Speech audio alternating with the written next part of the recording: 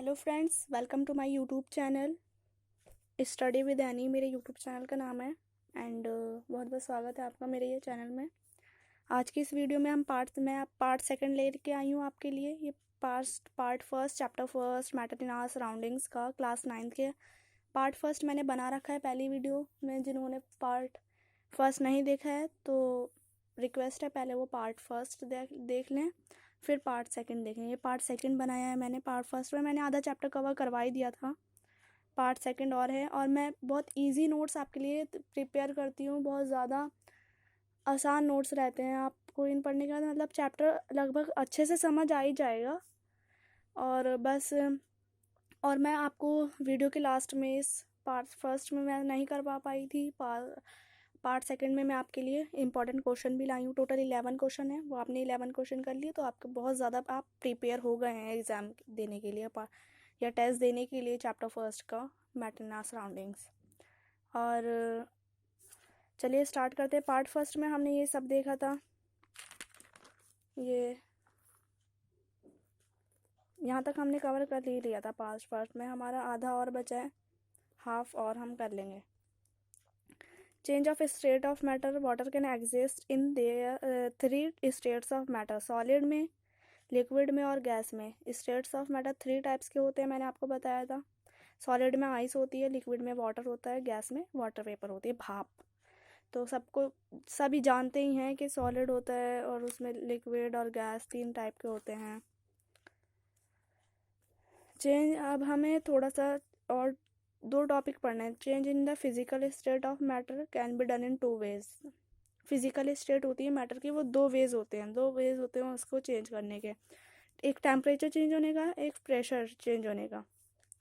और effect of change of pressure का क्या चेंज पड़ता है बाय चेंजिंग ऑफ टेम्परेचर। ये 4 पॉइंट्स हैं। ये लेटेंट हीट ऑफ फ्यूज़न, ये ज़्यादा इंपॉर्टेंट नहीं है, ज़्यादातर important melting point, boiling point और सब्लिमेशन है। ये तीनों बहुत इंपॉर्टेंट है और ये आते भी एग्जाम में, तो अच्छे से इनकी मैंने इजी डेफिनेशन ली है। आप देखिए, melting point the temperature at which a solid melts to form liquid at atmospheric pressure is called melting point।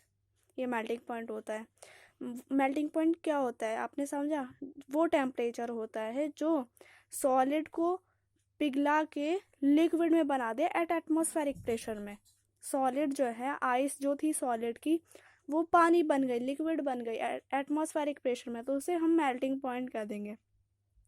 कोई भी हमारे पास सॉलिड चीज़ है वो लिक्विड बन जाए तो वो मेल्टिंग पॉइंट है। मेल्टिंग पॉइंट होता है आइस का 273.16 केल्विन 0 डिग्री सेल्सियस पे। Latent heat of fusion the amount of heat required to change 1 kg solid to its liquid state at atmospheric pressure. मतलब कि हमने मेल्टिंग पॉइंट देखा कि मतलब जो सॉलिड है वो मेल्ट होकर लिक्विड में चेंज हो जाए तो उसे मेल्टिंग पॉइंट कहेंगे। But latent heat of fusion भी सेम ही है मैक्सिमम, बट इसमें जो है 1 किलो सॉलिड को लिक्विड स्टेट में बनाते हैं, उसमें कोई अमाउंट नहीं था, इसमें अमाउंट है। लेटेंट हीट ऑफ फ्यूजन में 1 kilo 1 kg solid liquid state में चेंज हो जाए तो उसे लेटेंट हीट ऑफ फ्यूजन कहते हैं। बॉइलिंग पॉइंट क्या होता है? The temperature at which liquid जो है बॉयल होके वेपर में हो जाए, भाप बन जाए लिक्विड की। जैसे कि अगर हम बॉईल करेंगे लिक्विड को, पानी को, तो वो भाप आने लगेगी, उसमें वो भाप बन जाए। और एटमॉस्फेरिक प्रेशर में इसको और बॉइलिंग पॉइंट, उसको बॉइलिंग पॉइंट कहते हैं। ठीक है, समझ में आया? मेल्टिंग पॉइंट जो सॉलिड मेल्ट होकर लिक्विड में बन जाए। लेटेंट हीट ऑफ फ्यूजन में अमाउंट दे रखा है 1 किलो सॉलिड चेंज होकर लिक्विड बन जाए। और बॉइलिंग पॉइंट में द टेम्परेचर वो टेम्परेचर है जिसमें लिक्विड जो है बॉयल होके वेपर में बन जाए। बॉइलिंग पॉइंट है वाटर की 373 केल्विन, ये आपको याद रखना है। मेल्टिंग पॉइंट आइस का और बॉइलिंग पॉइंट वाटर का, या एग्जाम में पूछ लिया जाता है।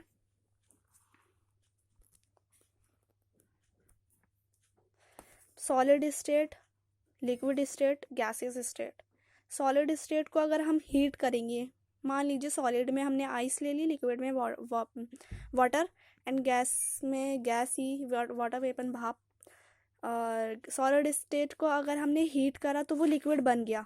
ठीक है, आइस को हमने अगर हीट कर दी तो वो लिक्विड बन गए। और अगर लिक्विड को हम, पानी को ही हम अगर हीट कर देंगे तो वो गैस बन जाएगी, उसका भाप बन जाएगा।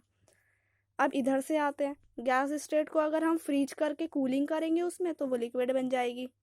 लिक्विड किसी पानी को अगर हम फ्रीज कर देंगे कूलिंग करके तो वो सॉलिड बन जाएगी। ये आपको समझाने के लिए मैंने दे रखा है। अब ये तीनों आपको याद रखने हैं, पूछ लिए जाते हैं ये भी एग्जाम में। एट 25 डिग्री सेल्सियस पे वाटर लिक्विड होता है। वाटर लिक्विड कितने टेम्परेचर पे होता है ये पूछ लिया जाता है। तो 25 डिग्री सेल्सियस, 0 डिग्री सेल्सियस पे वाटर सॉलिड होता है आइस की फॉर्म में, 100 डिग्री सेल्सियस पे वाटर गैस होता है स्टीम के फॉर्म में। तो अब फोर्थ में हमारा है सब्लिमेशन। सब्लिमेशन कैसे कहते हैं? The change of solid directly vapour on heating and of vapours into solid on cooling. बहुत इजी डेफिनेशन है, देखिए बस समझने की देर है, समझ गए तो बहुत आसान लगने लगेगी। सॉलिड जो है डायरेक्टली चेंज हो जाती है वाटर वेपर में, भाप में चेंज हो जाती है। बट अगर हम हीटिंग कर देंगे सॉलिड को ऑन हीटिंग करने पे वो वेपर हो जाती है, जैसे कि हमने ऊपर पढ़ा इनटू सॉलिड ऑन कूलिंग, ठीक है।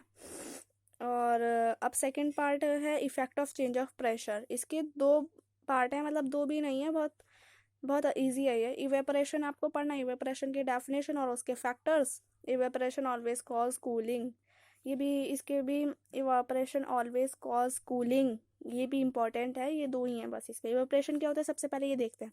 A surface phenomenon in which liquid changes into vapour at any temperature below its boiling point is called evaporation. Means evaporation क्या हुआ?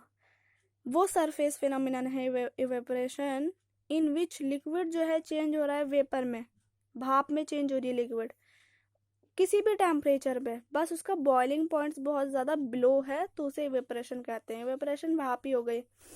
फैक्टर्स क्या इफेक्ट करते हैं इवेपोरेशन के? 4 फैक्टर है। Exposed surface area, increase in temperature, और एक ये है ह्यूमिडिटी, और एक ये है विंड। ये ह्यूमिडिटी और विंड ये इम्पोर्टेंट होते हैं, और ये दोनों भी ये ज़्यादा इंपॉर्टेंट नहीं है फैक्टर इफेक्टिव इवेपोरेशन, लेकिन ये पूछ लिया जाता है एग्जाम में। तो मैंने आपको सारा ही कवर करवा दिया चैप्टर, मैंने कोई टॉपिक छोड़ा नहीं है, और बहुत ही ईजी वे में आपको मैंने लिए सारे टॉपिक्स लिए हैं। देखें, एक्सपोज सरफेस एरिया मीन्स क्या होगा? जब इंक्रीज होगा सरफेस एरिया लिक्विड का, किसी भी लिक्विड का सरफेस एरिया इंक्रीज होगा तो इवेपोरेशन भी इंक्रीज हो जाएगा। पूछ लेते एग्जाम में इवेपोरेशन कब इंक्रीज होता है, 2 फैक्टर बताओ, तो आप ये लिख देना। जब लिक्विड का सरफेस एरिया इंक्रीज होगा तो इवेपोरेशन भी इंक्रीज होगा। जब काइनेटिक एनर्जी इंक्रीज होगी, particles increase kinetic energy of particles की काइनेटिक एनर्जी इंक्रीज होगी तो रेट ऑफ इवेपोरेशन भी इंक्रीज होगा। ओके, अब ह्यूमिडिटी पे आते हैं। ह्यूमिडिटी क्या होता है? When the humidity of air is low, जब एयर की ह्यूमिडिटी जो है वो लो होगी तो इवेपोरेशन ज़्यादा होगा, मोर हो जाएगा। When the humidity is more, जब ह्यूमिडिटी मोर होगी तो evaporation is less, evaporation less हो जाएगा। विंड क्या होता है? व्हेन विंड स्पीड इंक्रीज, जब विंड की स्पीड, हवा की स्पीड जो है इंक्रीज होगी, बढ़ेगी तो rate of evaporation also increase, rate of evaporation और ज़्यादा इंक्रीज हो जाएगा। सेकंड है, बस ये लास्ट टॉपिक ही है, फिर आपको मैं इंपॉर्टेंट क्वेश्चन करवा दूंगी। Evaporation always cause cooling, evaporation हमेशा को कूलिंग ही देता है।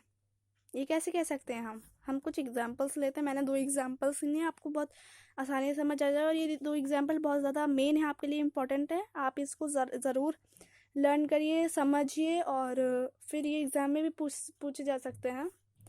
पिछले 2019 में मैंने एग्ज़ाम का पेपर देखा था तो आए थे बच्चों के पूछने के लिए।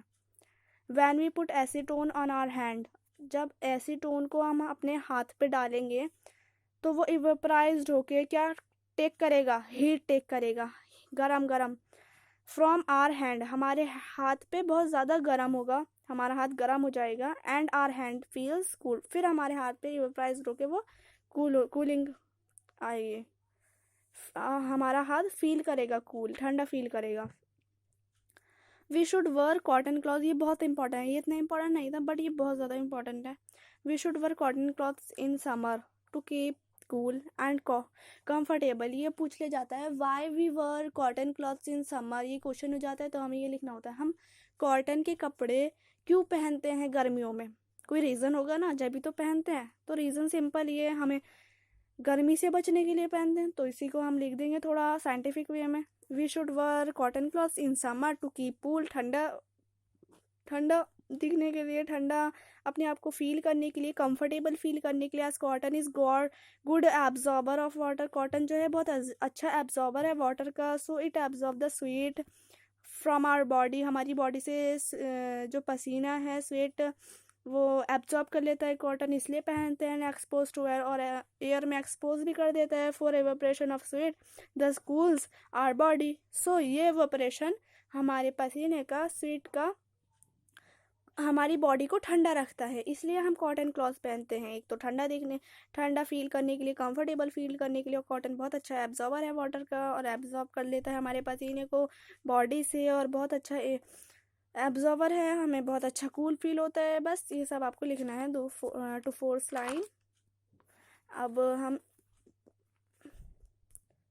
इम्पोर्टेंट क्वेश्चन पे चलते हैं। Class 9th important questions. First question क्या है? Right different states of matter. Different states लिखिए। ये सारे क्वेश्चंस आपको मेरे नोट्स में मिल जाएंगे, अगर कुछ इसमें है पार्ट सेकंड में तो कुछ पार्ट फर्स्ट में होंगे, आप ज़रूर देखिए। टोटल 11 क्वेश्चन है, और ये 11 क्वेश्चन इतने ज़्यादा इंपॉर्टेंट है ना कि अगर आपने ये 11 क्वेश्चन कर लिए, समझ लिया आपका 90% तो हो ही गया चैप्टर फर्स्ट साइंस का। तो देखिए, right different states of matter which has different state लिख दिए, सॉलिड, लिक्विड और gas. Which has more density, liquid और सॉलिड, किसकी मोर डेंसिटी होती है।